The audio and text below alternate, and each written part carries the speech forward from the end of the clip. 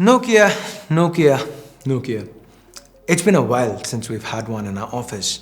And the 5.3, well, I did make a video on it at launch, and let's just say my feelings about it were complicated. Now that I have my hands on one, let's go ahead and take a closer look at what HMD Global's done here.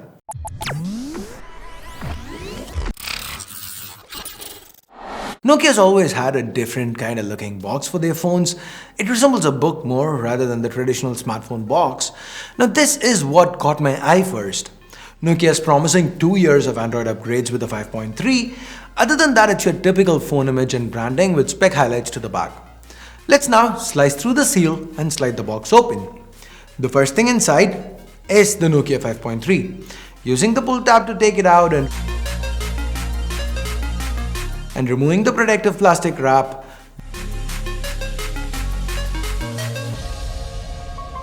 this is a first look at the all-new Nokia 5.3. Then we have a regular USB Type-A to Type-C cable, a rather tiny 10-watt charging brick, which is disappointing to say the least. We also find a pair of basic earphones.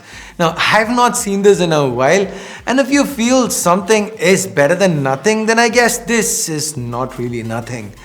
We also get a SIM ejector pin, some paperwork, and a transparent soft case. By the way, if you guys have been liking what you've been seeing so far, then please consider subscribing and turning on notifications by hitting that bell icon. Now, coming back to the 5.3, I kind of like the look of this phone. We have matte finish to the back, and it doesn't pick up as many fingerprints or smudges as glossy plastic.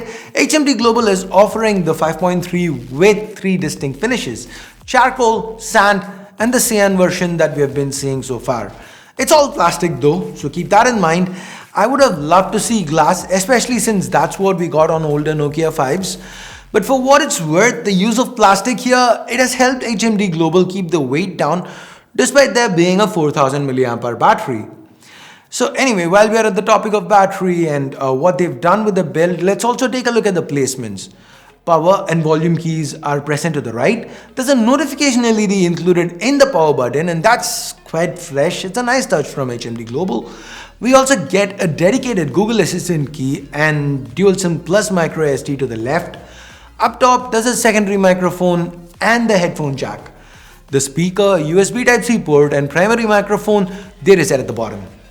We get a 6.55-inch IPS LCD panel up front, and this one does kind of seem to be stuck in the past. There's a sizable chin at the bottom, and up top we have a water drop notch that holds the 8-megapixel selfie camera. Now, personally, I'm okay with Nokia retaining the notch design and not going with something more modern, more updated, like say a punch hole.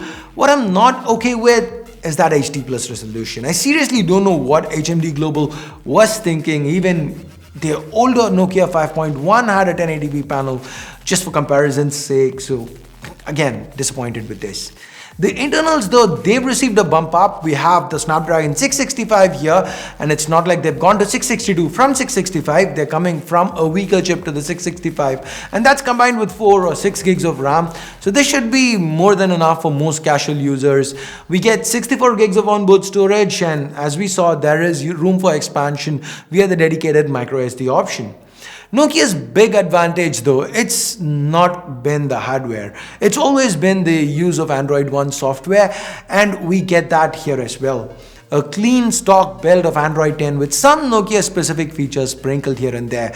And of course, there's the Nokia promise of 2 years of Android upgrades and security patches, which is something you usually do not associate with phones in this price segment. So from a software perspective, the Nokia 5.3 seems to have all its bases covered. This phone is going to last you a little bit longer. At least that's the kind of logic you get with most Nokia phones these days. The fact that they're being supported longer, and given the price, hey, thumbs up to Nokia, or rather HMD Global. Now moving back to performance with gaming, we've got the Adreno 610 GPU. So it's definitely not a heavy hitter, but it should be able to get the job done more often than not. And to power it while you're gaming and doing everything else, we've got a 4000 mAh battery, which when we couple it with a 720p panel, a comparatively low powered 6 series processor, I expect the battery life here to be pretty good. And it better be, since charging a 4000 milliamp hour battery using a 10-watt charger, that is not gonna be fun. Yes, there is no fast charging here. That's a major corner cut.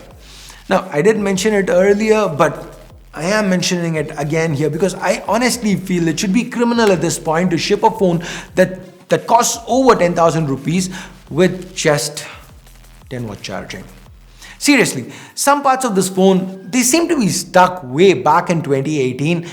Okay, 2018 was better though in certain ways. We didn't have COVID, we didn't have lockdowns. But that doesn't mean HMD Global needs to actually go back to 2018 with the way they're coming out with phones.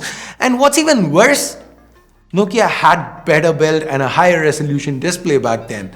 So we've actually gone backwards here. Anyway, let's change the subject and take a look at cameras.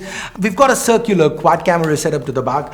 And just below that is a fingerprint scanner. Now the entire arrangement here is symmetrical, especially with the flash right at the center. First up, there's the 13 megapixel primary that's paired with a fast f1.8 lens. The colors, they seem nice. As long as there's ample light, this camera seems to do well.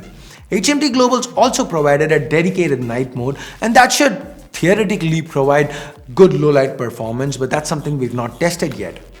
Next up is the 5 megapixel ultra wide, which is a refreshing change. I mean, I can't believe I'm saying that because, hey, a little while back, all lower end phones, all budget phones were getting ultra wides, but now there's been a change in trend where brands are just going with macro sensors and depth sensors, and they've kind of been cutting that ultra wide out. That's not the case here. Of course, the last two sensors, they've got to be 2 megapixels for macro and depth detection, right? That's what brands add on to make sure they get 4 cameras, 3 cameras, 5 cameras, whatever. Now, it is worth noting here that HMD Global claims to have used AI processing to create different bokehs. We can toggle between different shapes for the background blur from here. And hey, I almost forgot, here's a look at some of the pictures shot by that 8 megapixel selfie camera. Initial impressions, I feel they're a little softer than what I would expect. So go ahead, let me know what you think about these selfies in the comments below. So if it wasn't pretty clear from the specs, the Nokia 5.3 isn't going to be competing with the Redmis and the Realmes of the world. At 14,000 rupees for the base 464 variant, it looks like Nokia has their eyes set on the Motos and the Galaxy Ms instead. But it's a nice clean stock interface and the promise of 2 years of upgrades and the fact that it's not a Chinese company, I mean, is that enough to lure you away from spec-heavy Chinese offerings? Let me know what you think, again, by leaving a comment down below.